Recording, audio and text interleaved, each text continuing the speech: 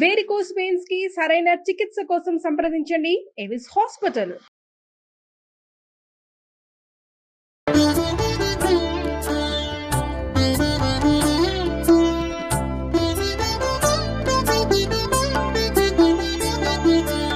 నమస్కారం. మాఘపురాణం 28వ అధ్యాయంలోకి వచ్చాం. ఈ 28వ రోజు మార్చి 11వ తారీఖు మహాశివరాత్రి సందర్భంగా శివరాత్రి మహాత్మ్యాన్ని వర్ణించే కథా విధానాన్ని చెప్పుకుందాం. అయితే ఈ మాఘమాసం నుండే శివరాత్రి పర్వదినం వస్తుంది. వివరంగా తెలుసుకోవడం మనకి శ్రేయోదాయకం కాబట్టి శివ మహాత్మ్యమును ఈ శివరాత్రి నాడు చెప్పుకుందామని చెప్తున్నారనమాట. భక్తితోనూ శ్రద్ధతోనూ వినాలి. ఈ శివరాత్రి మహామహిమాన్వితమైనది, అందరూ తప్పకుండా ఆచరించవలసిన రోజు కాబట్టి శ్రద్ధాళువుగా వినండి, ముక్తి పథాన్ని పొందండి అని చెప్తున్నారనమాట. మహాశివరాత్రి మహేశ్వరునికి అత్యంత ప్రీతికరమైన రోజు. ఇది కృష్ణపక్ష చతుర్దశి నాడు వస్తుంది, అంటే బహుళ అమావాస్యకు ముందు రోజున వచ్చును. అయితే ఈశ్వరునికి అత్యంత ప్రీతికరమైంది అవటం వల్ల ముల్లోకాల్లోని సమస్త ప్రాణులు శివుణ్ణి ఆరాధిస్తాయి.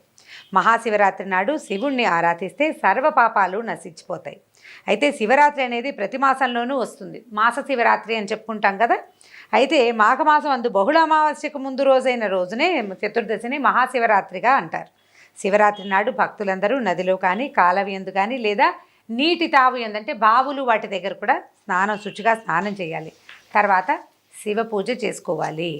మహాశివరాత్రి నాడు మహేశ్వరుని బిల్వపత్రాలతో పూజించాలి. శివలింగానికి క్షీరాభిషేకము మొదలైన విశేష పూజలు చేయాలి. పంచామృతాభిషేకం కూడా చేస్తారు. నారికేళ తీర్థాభిషేకం, కొబ్బరి నీళ్ళతో అభిషేకం చేసినా కూడా విశేషమైన ఫలప్రదమట. అష్టోత్తర శతనామావళితో పాటు షోడశోపచార పూజ కావించాలి. ధూపదీప నైవేద్యాదులతో పూజించిన పిమ్మట ప్రసాదాన్ని తీసుకోవాలి. భక్తి శ్రద్ధలతో ఈ మహాశివరాత్రి పూజ చేస్తే సమస్త పాపాలు హరించుకుపోవటమే కాక అంత్యమందు మోక్షం సిద్ధించి కైవల్య ప్రాప్తిని పొందగలరు. శివరాత్రి జాగరణ చేసి అనంతరం మరునాడు అమావాస్య నాడు కూడా స్నానం ఆచరించినతో, అంటే నదీ స్నానం అన్నమాట, మోక్షపదాన్ని పొందుతారు.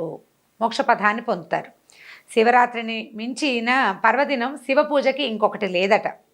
కాబట్టి శివునికి అత్యంతమైన ఈ ప్రీతిపాత్రమైన ఈ రోజున శివాలయాల్లో శివార్చనలు, బిల్వార్చనలు, రుద్రాభిషేకములు, భస్మాభిషేకాలు, అన్నాభిషేకాలు కూడా జరుగుతూ ఉంటాయి. విశేష పూజలు సర్ది అవన్నీ కైలాసానికి దారి చూపిస్తాయి అన్నమాట మనకి.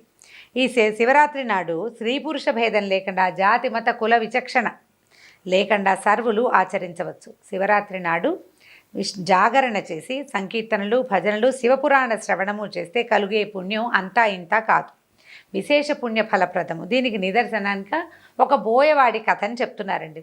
మామూలుగా మనం మహాశివరాత్రికి చెప్పుకోవాల్సిన కథ, మహాశివరాత్రి ఎట్లా ఆ రోజున ఎలాగా అగ్నిలింగం ఎలా ఉద్భవించింది, అది మనం శివరాత్రి ఎపిసోడ్లో చెప్పుకుంటాం. మాఘపురాణంలో ఏం చెప్పబడిందో మాత్రమే ఇప్పుడు చెప్పుకుంటున్నాం అన్నమాట. పూర్వం శబరీ నదీ తీరంలో కులీనుడనే బోయేవాడు తన భార్యాబిడ్డలతోటి నివసించేవాడు. అతను నిత్యం అడవికి పోయి పశుపక్షాదులను, మృగాల్ని వేటాడి చంపి వాటి మాంసంతో తన భార్యాబిడ్డల్ని పోషించుకునేవాడు. అతనికి నిత్యము జీవితం ఒక గడ్డు సమస్యగా ఉండేది. ఆహార సంపాదన అనేది ఇలా కష్టసాధ్యంగా ఉంటే గడ్డుగానే ఉంటుంది పాపం. మరి దినదినగండ నూరేళ్ల ఆయుష్ అన్నట్టుగా అడవిలో వేటాడిన ఆహారాన్ని ఇంటికి తీసుకొచ్చి వండించుకునేదాకా అనుమానమే అన్నమాట, ఆహారం దొరికిందా లేదా అనేది. నిత్యము వేటే, ఇంకేం లేదు. కానీ వీడు వేటలో కడు నేర్పరట. భగవంతుడు ఆదుకుంటాడు పాపం ఇలాంటి జీవుల్ని. క్రూర మృగాల్ని కూడా కడు నేర్పుతోటి సంహరించి వాటి మాంసంతో జీవనం గడిపేవాడు. అతను కనిపిస్తే క్రూర జంతువులు, సాధు జంతువులు కూడా పారిపోయేవి జంతువులు అతను చూసేసరికి. అడవిలో స్వేచ్ఛగా విల్లంబులతో సంచరించేవాడు. ఒకసారి యథాప్రకారం అతను అడవికి వేటకెళ్తే ఒక్క జంతువు కూడా కనపడలేదట. సాయంత్రం కావస్తోంది. రిక్తహస్తాలతో, అంటే ఖాళీ చేతులతో ఇంటికెళ్తే భార్యాబిడ్డలు పస్తులతో ఉండాల్సి వస్తుందని ఎలాగైనా ఒక జంతువునైనా వేటాడి ఇంటికి తీసుకెళ్లాలని వేటను తీవ్రంగా వెతికాడు అడవంతా. అయినా అతని కృషి ఫలించలేదట. ఆకలి దప్పులు ఎక్కువైపోయినాయి, నీరసం వస్తోంది, మనసు కుంగదీసేస్తోంది. పెళ్ళాం పిల్లలు పాపం ఆకలితోటి ఉంటారని పట్టుదల ఎక్కువైపోయింది. ఎలాగైనా తెల్లారే వరకు ఉండైనా సరే ఏదో ఒకటి చేయాల్సిందే అనుకున్నాడు. సరే, ఏం చేశాడు? చీకటి పడిపోయింది. ఏదైనా ఒక మృగం రాత్రిపూట నీళ్లు తాగడానికి వస్తుంది, లేదా తెల్లవారుజామున వస్తాయి కూడా. అర్ధరాత్రి రావు, తెల్లవారుజామున వస్తాయన్నమాట. అంటే కొంచెం 3-3:30 అయ్యేసరికల్లా మన బ్రాహ్మీ ముహూర్తం అంటాను చూడండి, అప్పటికి వేగు చుక్క పొడుస్తుంది, చుక్కలు మొదలవుతాయి. కొన్ని జంతువులు గుంపులుగా మంచినీళ్ళకి వస్తాయన్నమాట. పగటి వెలుతురు అక్కర్లా వాటికి, రాత్రిపూట ఉన్న చిన్న కను వెలిగే చాలు. కాకపోతే చతుర్దశి నాడు అమావాస్యకి ముందు మనకి కనువెలుగు కూడా మనకైతే కనపడదండి, ఈ ఊళ్ళల్లో కనిపించదు. కానీ అడవుల్లో జంతువులకి వాటికి తెలుస్తుంది. ఈ సమయము ఇంకా కాసేపట్లో సూర్యోదయం అవుతుందని వాటికి జాతి లక్షణం సహజంగా తెలిసిపోతుంది అనమాట. తను ఏం చేశాడు, ఒక చెరువు దగ్గర ఉన్నటువంటి ఒక మారేడు చెట్టుని ఎక్కి నిరీక్షించడం మొదలుపెట్టాడట. ఎప్పటికీ సరే ఇంకేముంది, పొద్దుగూకిపోయింది, అర్ధరాత్రి అయ్యింది, సరే అయినా సరే పట్టుదల వెళ్ళ తెల్లవారుజామున చలి పెరిగింది. చలి కంటే ఇప్పుడు మాఘమాసంలో మన ఊళ్ళలో పెద్ద చలి ఇది, కానీ అడవుల్లో వేస్తుంది. చెట్ల దగ్గరగా ఉండే వాళ్ళకు కూడా చలి తెలుస్తూ ఉంటుంది. కొమ్మల్ని దగ్గరగా లాక్కుని ఆకులు చాటున ఆ చలికి ఏం చేశాడు, కొమ్మలన్నీ దగ్గరికి లాక్కుని ఇట్లా గుప్పుగా పెట్టుకున్నాడు అనమాట. దగ్గరగా పెట్టుకుని కూర్చుని ఉన్నాడు. సరే ఏమవుతుంది, ఓ పక్కన చిన్నగా నిద్ర వచ్చేస్తుంది అతనికి. నిద్ర వస్తుంది. తర్వాత ఈ ఆకులు అవి లాగటంలో కొన్ని ఆకులు తెగి పడ్డం మొదలుపెట్టినాయి. ఈ ఆకులు రాలి కింద ఈ మారేడు చెట్టుకి కింద ఎప్పుడో ఎవరో ఏ ఋషివర్యులో ప్రతిష్ఠ చేసి పూజ కోసం చేసుకున్నటువంటి ఒక శివలింగం ఉందట. ఇతని కొమ్మల దగ్గరికి లాగుతుంటే నిద్ర పడుతుంటే కన్ను తూలొస్తున్నప్పుడల్లా కొన్ని కొమ్మలు తుంచుతుంది. ఏదో పని చేస్తుంటే నిద్ర తగ్గిపోతుంది కదా, ఆ రెమ్మలు కొమ్మల దగ్గరికి లాక్కున్న సందట్లో రాలిన ఆకులు అన్నీ వెళ్ళి ఆ శివలింగం మీద పడ్డాయన్నమాట. అయితే తెల్లవార్లు మెలకుగానే ఉన్నాడు. నిరాహారం, ఆహారం దొరకలేదు. తెల్లవార్లు మెలకుగా జాగరణ చేయటం, ఉపవాసము జాగరణ రెండూ చేసి ఈ మారేడు దళాలు అతని చేతి నుంచి రాలి కిందున్న శివలింగం మీద పడ్డం వల్ల అతనికి మారేడు దళాలతో శివలింగార్చన చేసిన ఫలితం కూడా లభించిందనమాట. జాగరణ, ఉపవాసము, బిల్వార్చన 3 ఫలితాలు లభించాయి. బిల్వపత్రముల పూజ అత్యంత శ్రేష్టమైనది. ఆ ఫలితాన్ని కూడా అతను దక్కించుకున్నాడు. ప్రతి జీవికి వృద్ధాప్యము, మరణం అంటే జరా మరణాలు, జీవితంలో ఒడిదుడుకులు ఉంటాయి. అది ఎవ్వరూ తప్పించుకోలేరు. దాని నుంచి ఏ కష్టాలు లేవు. కోటీశ్వరులు అయినా సరే జరామరణం తప్పదు కదా. వృద్ధాప్యం రాదు, ఆ తర్వాత రావాల్సింది ఎలాగో వస్తుంది, తప్పించుకోలేం మనం. జీవుడు పూర్వజన్మలో తాను చేసుకున్న పాపపుణ్యాల్ని అనుసరించి తదుపరి జీవితం ఉంటుంది, అంతే కదా. మన జీవితం ఎలా ఉంటుంది, మనం చేసుకున్న పాపపుణ్యాలను అనుసరించి, ఇప్పుడు చేస్తున్న ప్రస్తుతపు క్రియలని అనుసరించే మన జీవితం ఉంటుంది. దీనికి భగవంతుడి దృష్టిలో అందరూ సమానులే. భగవంతునికి చిన్న పెద్ద అని కానీ, ధనిక బీదలని కానీ ఎటువంటి తారతమ్యము లేదు. భగవంతుడు కాలస్వరూపుడు, కాలానికి ఎటువంటి తారతమ్యము లేదు. ముష్టివాడికైనా తెల్లారుతుంది, చీకటి పడుతుంది. అంబానీలకైనా తెల్లారాల్సిందే, చీకటి పడాల్సిందే. వాళ్ళేమి దాన్ని మార్చలేరు. దాన్ని మార్చడం వాళ్ళ వల్ల కాదు. అయితే బోయవాడికి తాను చేసుకున్న పూర్వజన్మ సుకృతం వల్ల మహాశివరాత్రి నాటి ఉపవాసము, జాగరణ ఫలితాలు దక్కాయి. అప్పటి వరకు అతను చేసిన పాపాలన్నీ హరించుకుపోయాయి. మిక్కిలి పుణ్యాత్ముడయ్యాడు. కడపటి దినములకి అతనికి తర్వాత కాలం అయిన తర్వాత వృద్ధాప్యం వచ్చి సహజంగా మరణాన్ని పొందాడు. అకాల మృత్యువు రాల, సహజ మరణాన్నే పొందాడు. మరణించిన వారిని ప్రాణాలు తీసుకోవడానికి ముందుగా వచ్చేది ఎవరు? సహజంగా యమదూతలు వస్తారు. యథాప్రకారం ఈ బోయవాడి ప్రాణాలు తీసుకోవడానికి యమదూతలు వచ్చి ప్రాణాలు తీసుకెళ్ళిపోతుంటే కైలాసం నుంచి శివదూతలు వచ్చి బోయవాడి ప్రాణాలు లాక్కెళ్ళిపోయారు. లాక్కెళ్ళేసరికి యమదూతలు పోయి యమధర్మరాజుకు చెప్పారు, అయ్యాన్ని మేము తెస్తుంటే వాళ్ళు పట్టుపోయారండి. ఈయన ఏం చేశాడు, తనలో తాను తక్కించుకున్నాడు. వాడు పరమ దుర్మార్గుడు, ఎన్ని జంతువులను చంపాడు, వాళ్ళెందుకు పట్టుకెళ్ళారు ఇతన్ని? మా దగ్గర లెక్క అయితే సరిగ్గానే ఉంది, వీడు దుర్మార్గుడు, జీవనం కోసం జంతువుల్ని చంపుతాడు. కొన్నిసార్లు అవసరమయ్యి, కొన్నిసార్లు అవసరం లేక కూడా చంపడం వాడి వృత్తి. దాంతో ఆయన ఏమనుకున్నాడు, యముడు శివుడితో మాట్లాడదామని శివదర్శనార్థమై కైలాసానికి వెళ్ళి నమస్కరించాడు.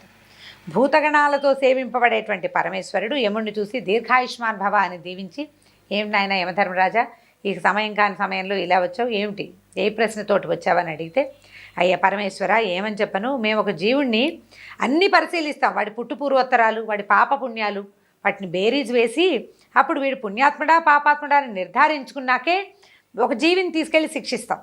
అలాగే ఇంతకుముందు మీ దూతలు ఒక బోయవాడి ప్రాణాన్ని మా యమదూతల దగ్గర నుంచి తీసేసుకున్నారు. విష్ణు శివదూతల్ని మా యమభటులు ఏం చేయగలరు? విష్ణు దూతలు వచ్చి పట్టుకెళ్ళిపోయినా నోరు మూసుకుని ఉంచోవాల్సిందే మేము, మీ దూతలు వచ్చి పట్టుకెళ్ళినా మేము ఊరుకోవాల్సిందే, మా వాళ్ళు ఏం చేయలేరు.